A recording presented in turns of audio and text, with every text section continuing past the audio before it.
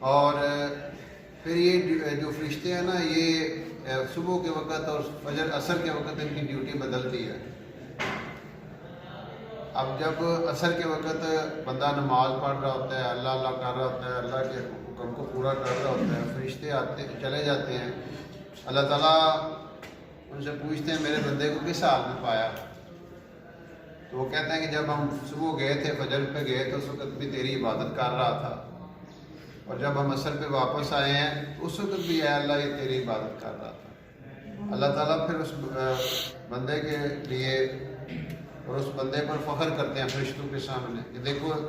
یہ وہ بندہ ہے جس کے بارے میں تم نے کہا تھا کہ دنیا میں جا کے فساد کرے گا۔ یہ دو وقت بڑے قیمتی ہیں، فجر کے بعد اور عصر کے بعد۔ جو بندہ عصر سے مغرب عبادت میں رہتا ہے، تلاوت میں رہتا ہے، ذکر میں رہتا ہے، حضور علیہ الصلوۃ والسلام نے فرمایا کہ 4